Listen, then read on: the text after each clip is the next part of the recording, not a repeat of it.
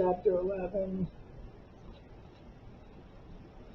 After a few days, Lazare took Joan to Vaucouleurs and found lodging and guardianship for her with Catherine Royer, a wheelwright's wife, as honest and good woman. Joan went to Mass regularly. She helped do the housework, earning her keep in that way, and if any wished to talk with her about her mission, and many did, she talked freely, making no concealments regarding the matter now. I was soon housed nearby and witnessed the effects which followed. At once the tidings spread that a young girl was come who was appointed of God to save France. The common people flocked in crowds to look at her and speak with her, and her fair young loveliness won the half of their belief, and her deep earnestness and transparent sincerity won the other half. The well-to-do remained away and scoffed, but that is their way. Next, a prophecy of Merlin's, more than 800 years old, was called to mind, which said that in a far future time France would be lost by a woman and restored by a woman. France was now, for the first time, lost, and by a woman, Isabel of Bavaria, her base queen. Doubtless this fair and pure young girl was commissioned of heaven to complete the prophecy. This gave the growing interest a new and powerful impulse. The excitement rose higher and higher, and hope and faith along with it.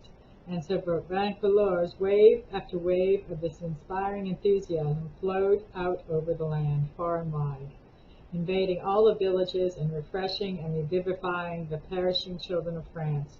And from these villages came people who wanted to see for themselves, hear for themselves, and they did see and hear and believe.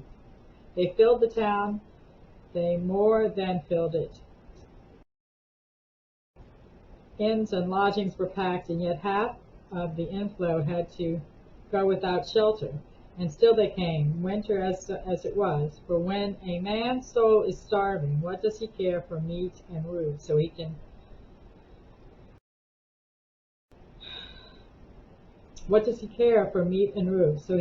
but get that nobler hunger fed, day after day and still day after day.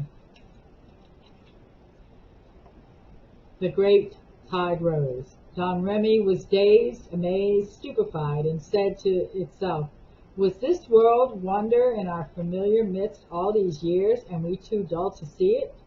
Jean and Pierre went out from the village, stared at and envied like the great unfortunate of the earth, and their progress to Vaucouleurs was like a triumph, all the countryside flocking to see and salute the brothers of one with whom angels had spoken face to face, and into whose hands by command of God they had delivered the destinies of France.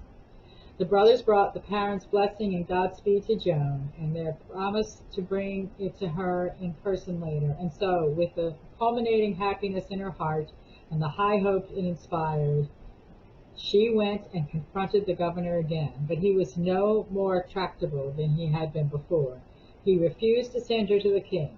She was disappointed, but in no degree discouraged. She said, I must still come to you until I get the men-at-arms, for so it is commanded, and I may not disobey. I must go to the Dauphin, though I go on my knees. I and the two brothers were with Joan daily to see the people that came and hear what they said, and one day, soon enough, the Sieur Jean de Metz came. He talked with her in a petting and playful way, as one talks with children, and said, what are you doing here, my little maid? Will they drive the king out of France, and shall we all turn English? She answered him in her tranquil, serious way, I am come to bid Robert de Baudricourt take or send me to the king, but he does not heed my words. Ah, you're an ugly persistent. Truly, a whole year has not turned you from your wish. I saw you when you came before, Joan said, as tranquilly as before. It is not a wish, it is a purpose. He will grant it. I can wait. Ah, perhaps it will not be wise to make too sure of that, my child. These governors are stubborn people to deal with. In case he shall not grant your prayer, he will grant it. He must. and it's not a matter of choice. The gentleman's playful mood began to disappear. One could see that by his face. Joan's earnestness was affecting him. It always happened. But people who began in jest with her ended by being in earnest.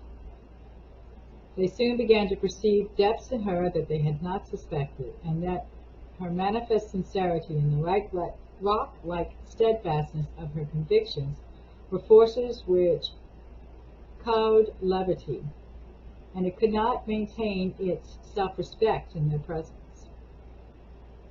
The Sieur de Metz was thoughtful for a moment or two, then he began quite soberly. Is it necessary that you go to the king soon? That is, I mean, before mid-Lent, even though I went away my legs to the knees. Even though I wear away my legs to my knees.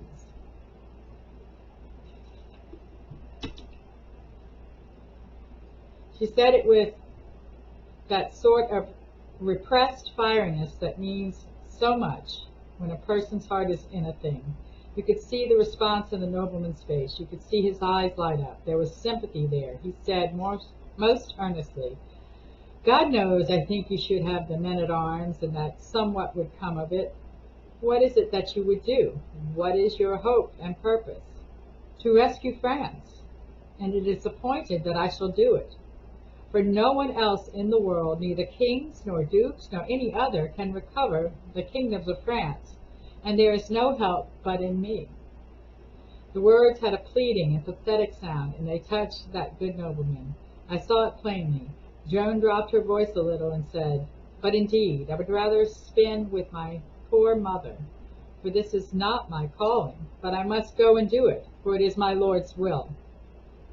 Who is your Lord? He is God. Then the Sieur de Metz, following the impressive old feudal fashion, knelt and laid his hands within Joan's in sight of fealty, and made oath that by God's help he himself would take her to the king. The next day came the Sieur Bertrand de Poligny, and he also pledged his oath and knightly honor to abide with her and follow whithersoever she might lead. This day, too, toward evening, a great rumor went flying abroad through the town, namely that the very governor himself was going to visit the young girl in her humble lodgings.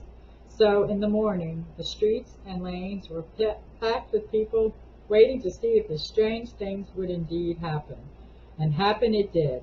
The governor rode in state, attended by his guards, and the news of it went everywhere, and made a great sensation, and modified the scoffings of the people of quality, and raised Joan's credit higher than ever.